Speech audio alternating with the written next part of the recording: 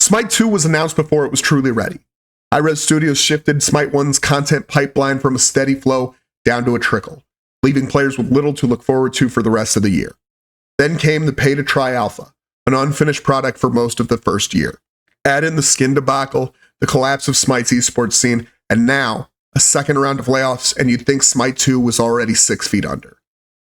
Looking at these layoffs, it's clear Smite 2's entire development cycle has been built around a shaky, unstable budget.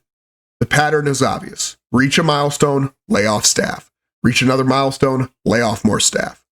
Hi-Rez's mission statement claims they strive to create vibrant, evolving, and self-sustaining games, while managing them lovingly and competently on a continuous basis. But under Stuart Chisholm's leadership, none of that's happened.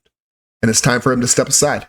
Smite is the most successful game Hi-Rez has ever made. It has a dedicated player base, a strong community, and longevity that defies the odds, especially considering how poorly it's been managed under Chisholm. When Fortnite exploded, Epic Games went all in. They canceled other projects, reinvested resources, and turned Fortnite into a global phenomenon. Hi-Rez, they did the opposite, and on a much smaller scale, obviously. But instead of doubling down on their only real success, they funneled Smite's revenue into more than 10 failed projects across PC, console, and mobile.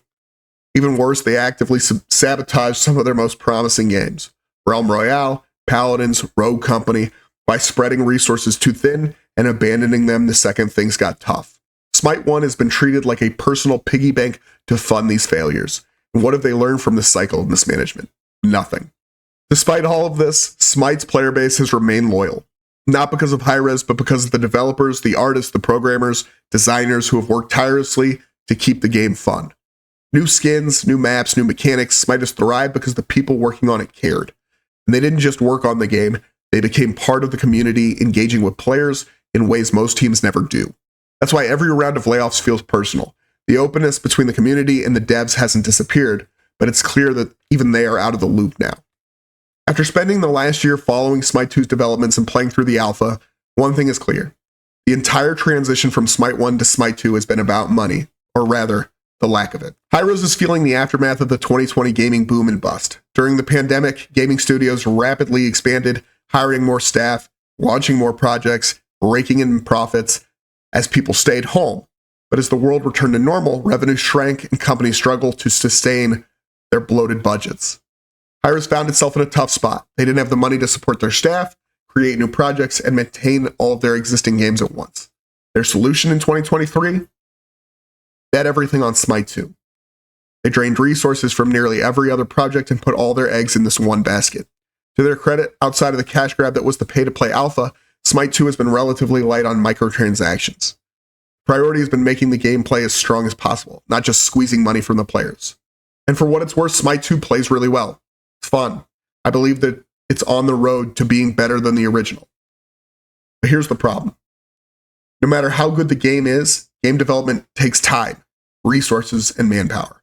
And with each round of layoffs, the stress of keeping the game alive is going to take its toll.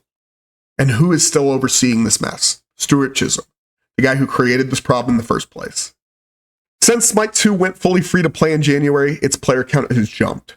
When I checked at the start of this video, after all the bad news even, over 9,000 players were on Steam alone.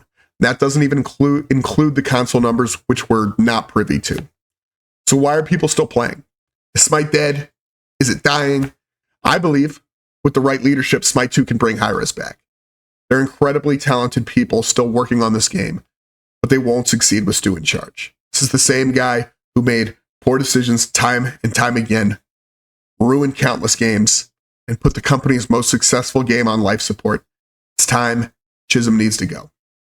Thanks for watching.